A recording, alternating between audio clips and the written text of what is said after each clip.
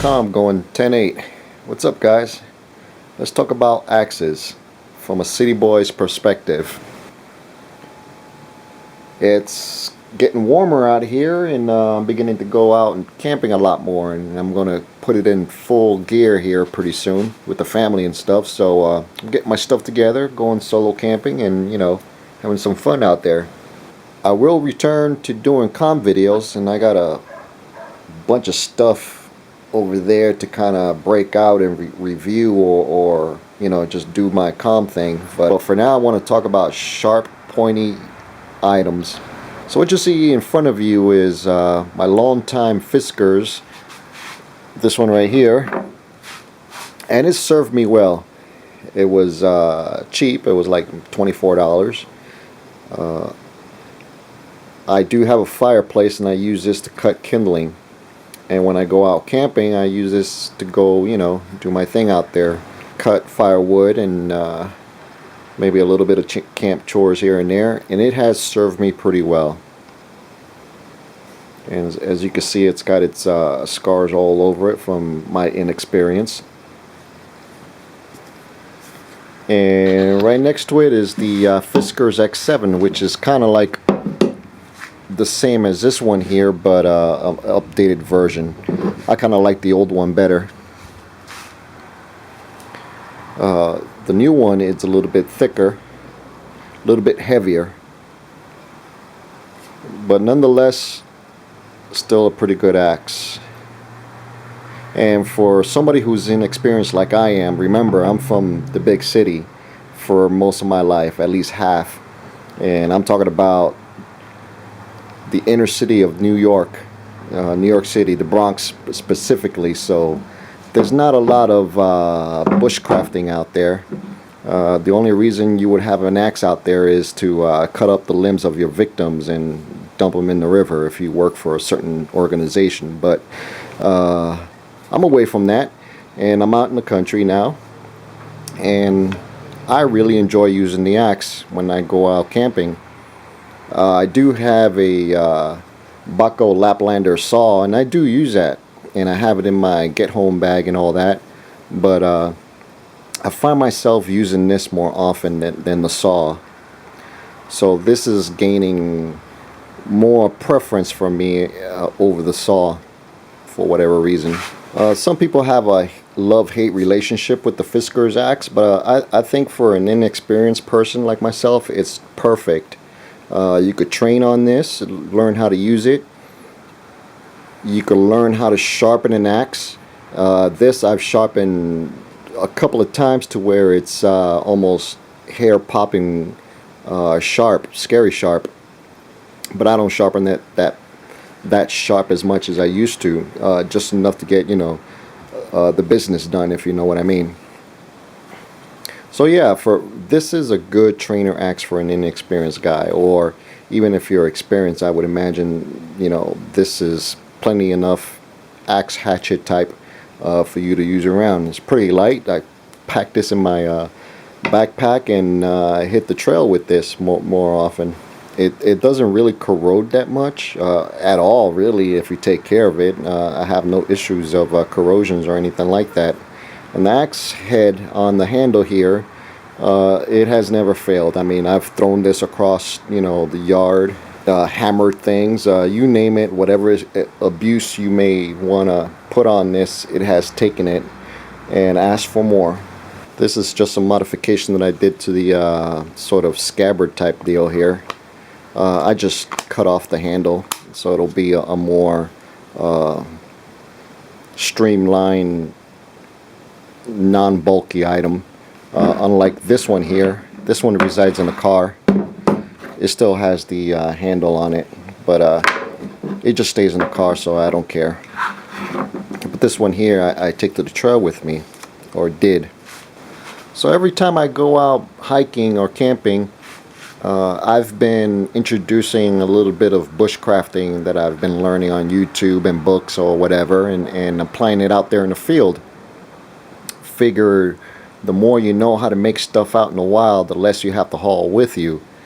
So with my bug-in system of going back home after an incident or something like that, or just, you know, hiking or whatever, I've kind of am merging two disciplines into what I want to do. I'm merging the long through hikers, those guys that do like 20 miles a day with nothing but, you know, 15 pounds worth of, you know, high speed low drag stuff, along with the bushcrafters who will practically make whatever they need out there in the field. So I'm just combining those two disciplines together to kind of use, and I generally enjoy doing that now, especially the bushcraft side of the house. So I decided to kind of upgrade from the Fiskars. So either go wetterlings or Gransfors bruks, or any other hatchet that are of that quality. So I went online and decided to get a Gransfors bruks small forest axe. I thought that would be pretty good because I've seen so many good reviews about it. I sort of like the profile of the blade itself and all sorts of other maybe knickknacks that attracted me to it. So I go online, I order from this one place. I like going to mom and pop places, and it took forever. I noticed in my bank account they didn't really deduct the money to purchase it, so I sent them an email saying, hey, forget it, I'm going to go somewhere else where I could get faster service. So by that time, those were out of stock everywhere else. And I was like, oh well, I'm not going to pay extra to get it from somewhere that's kind of gouging people for buying those. So I decided to look at wetterlings. And one of their axes that really caught my eye was their Carpenter's axe. I read the description and I thought, hey, that's pretty much in line of what I want to do out there in the field with an axe, is carve stuff more than likely, and do a lot of bushcrafting stuff, building camp furniture, snares, traps, and stuff like that, along with doing the firewood and stuff like that. So I went ahead and got me a wetterlings. It's about 18 inches long, about an inch shorter than the Brunson's Bruks forest axe, and it has a straight edge rather than sort of that little curve that you're seeing on most axes there. And I thought that would be good for carving things and doing feather sticks and who knows, any other carving orientated task out there. This here is it's going to be pretty good for hammering stuff. The blade face there is about 3 3/4 inches long. Yeah, about 3 3/4 inches long. Here's Bark River Bravo 1, and the blade length on that is roughly a little bit over 4 inches.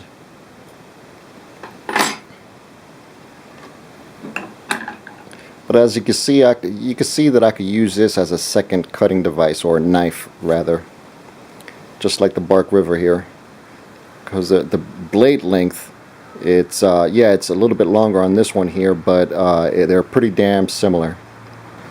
Now if you compare that to a Moro knife here, this is the companion, and same thing, it's they're almost the same size. So this could be a pretty good secondary knife for me. But you know, I don't like it. It was too heavy. The axe head. From all the descriptions, they try to say that the head profile, the blade profile is thin. But comparing it to another axe, that's not the case. So this is where the story gets kind of screwy for me. After all that time, that first vendor that kind of disappeared from the face of the earth, one day I get a package in the mail, and what it is the Gransfors Bruks small forest axe. That came in, despite me telling them not to go ahead with the purchase, to cancel my order and everything. So I was gonna give them a call, you know, give them my peace of mind and everything, but after looking at it, I decided to keep it because this is exactly what I wanted. 19-inch handle. It's lighter than this axe here. Wetterlings carving axe weighs 2 pounds 10 ounces. Small forest axe weighs 2 pounds 1 ounce. So it's like 9 ounces lighter than this guy right here. And as you can see, the blade profile on this is a lot thinner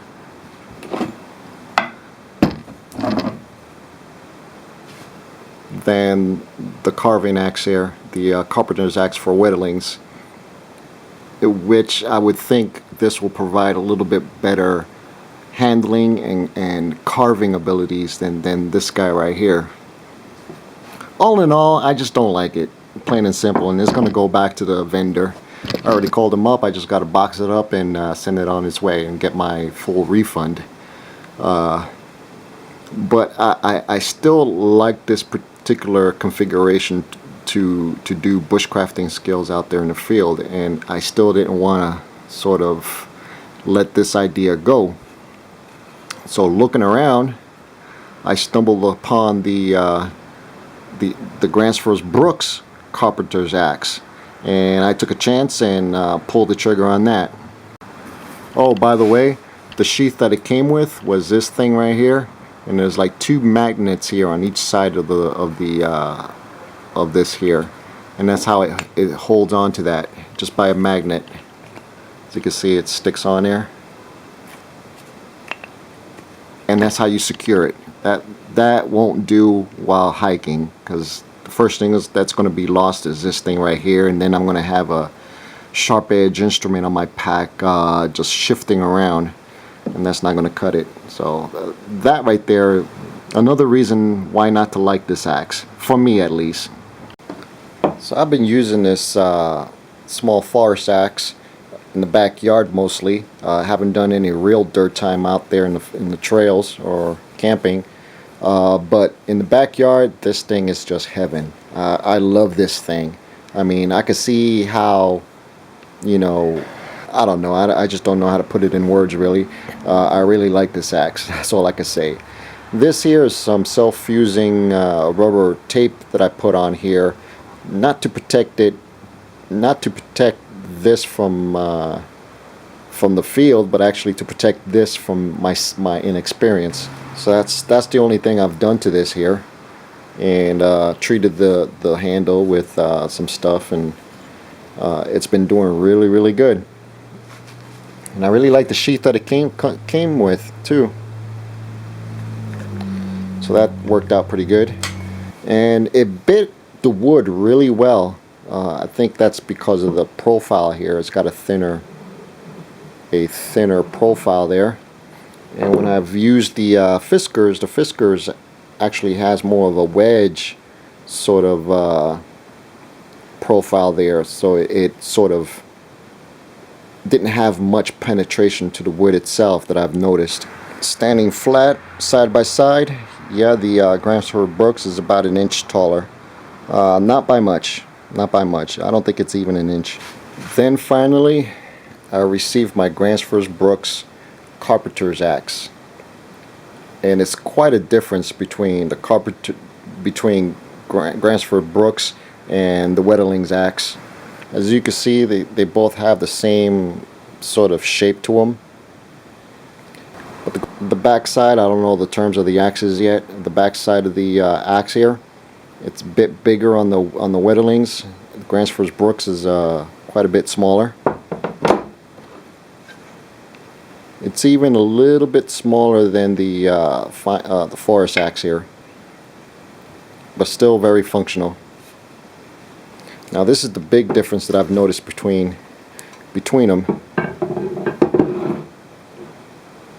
They kind of look the same as far as the blade profile, but it seems like the Carpenter's axe is just a hair skinnier than the forest axe here. The weight on the Gransfors bruks Carpenter axe is 1 pound 14 ounces. So it's the lighter of the three, which is outstanding for backpacking, I would say. Though the handle is a little bit shorter. Overall length is 17 inches on the Gransfors Bruks Carpenter axe. The wetterlings is 18.5 from top to bottom. And the the forest axe is about 19.5.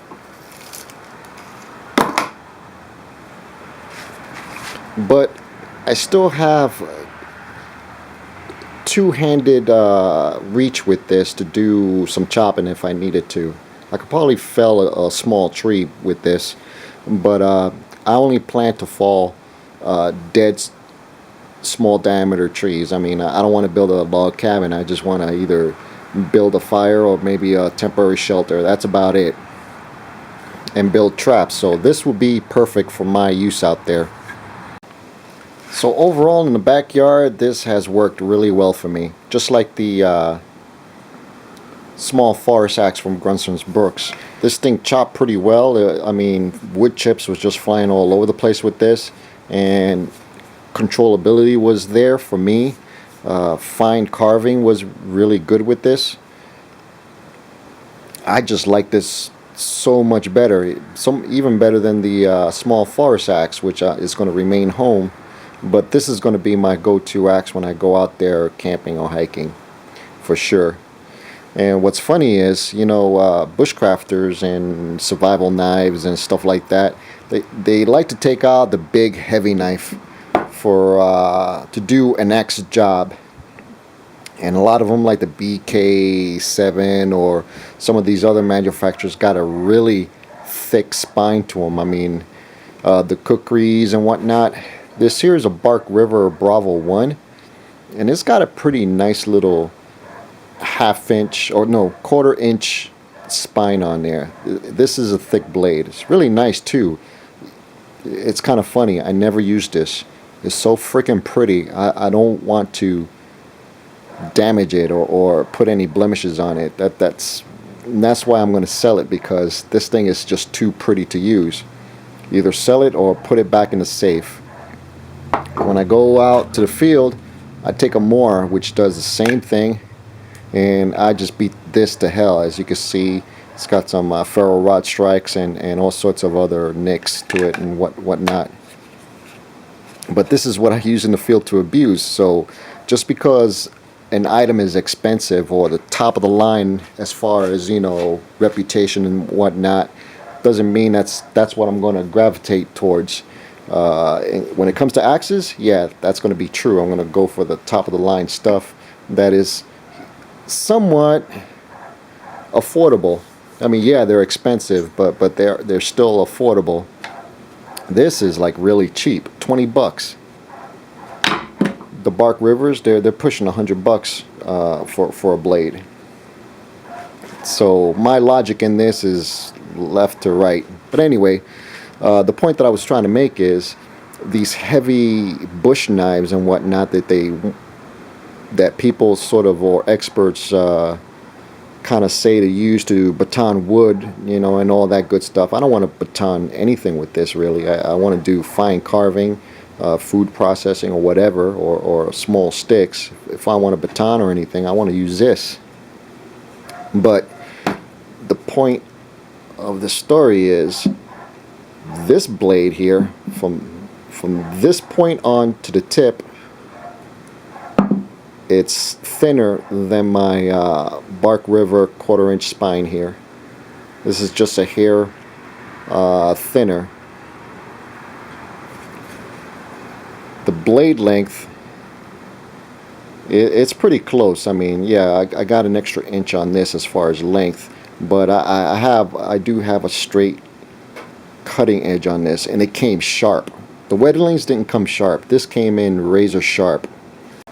So I'm really looking forward to using this out in the field next week. I'm going to do an overnighter up here, and for right now I'm just prepping this up. I managed to put a coat of Howard's Feed and Wax wood polish and conditioner. It's got beeswax and orange oil. instead of using linseed oil.